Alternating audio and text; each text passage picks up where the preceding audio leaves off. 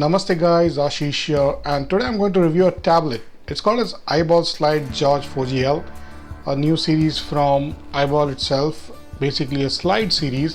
And I'm going to share my experience and if the tablet is actually worth buying. This tablet comes with a shiny rear finish with a design on it which adds to the grip. It's something between matte and finish, but it looks beautiful. Around the edges you get a silver looking plastic, so it's all surrounded and looks actually good, especially if you look it from the corner. On the edge you get a volume knocker and a power button. The rear also houses the speaker, there's a camera and LED flash. It also has a compartment which has got SIM slots, 2 SIM slots, so yep, it's a dual SIM, and a micro SD card.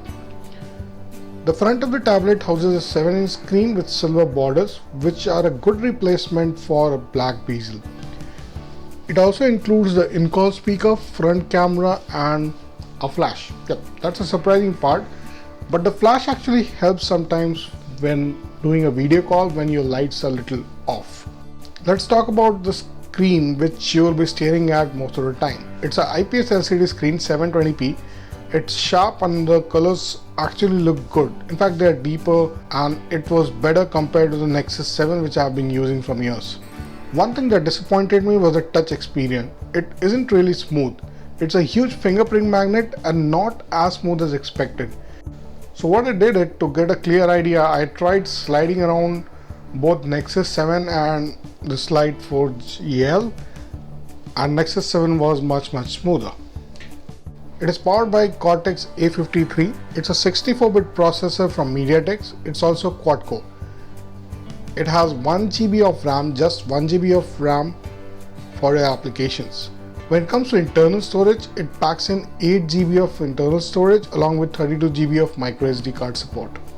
You have an 8 megapixel camera in the rear with flash and a 5 megapixel camera in the front with a flash. Like I said before, this helps in video calls, but to an extent only. The tablet has got dual SIM and they all support 4G. You have got micro SD support, then you have Wi-Fi and GPS, and the battery included in the tablet is 3500 mAh. So that was the specification part, which doesn't impress me a lot because 1 GB of RAM is way too less in my opinion. You at least need 2 GB of RAM, especially with Android 5.1. Now one thing is clear, that being a tablet, one will intend to use it mostly for media consumption, entertainment and casual browsing. While most of the time it worked just fine, there are noticeable lags here and there. Minor, but you can't miss them. Many times I had to close the apps and then start again.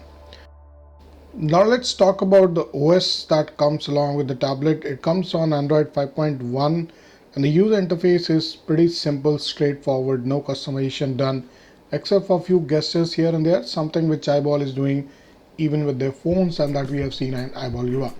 Now the internal storage is pretty low, it's around like 5 GBs or so. Of course you get only 8 GB, and of that if you get even 4 GB, that's actually more than enough. But in long term you will have to use a micro SD card for saving all your movies and pictures or anything you want to do with that.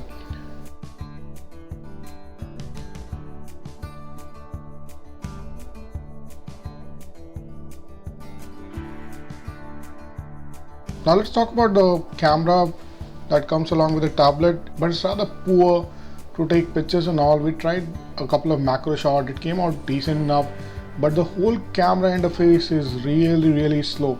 Something which I was not expecting, but that's the case as of now. Similar to the phone, you get the all the features here, the gesture support for the camera, and you can use your front camera. There are settings available for the camera as well, which you can go along and use and configure. Very simple, very basic, and it's not up to the mark when it comes to the performance section. So I will definitely not recommend it for making video calls and all.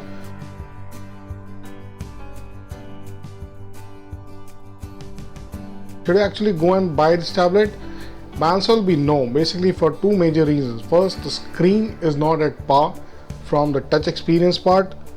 Second is the performance, which is in my opinion not really good. You need tablets to have smoother experience even than phones, because when people are switching between apps while watching movies or maybe attending a call because it's a tab call, and all those stuff, you really need to have performance at par.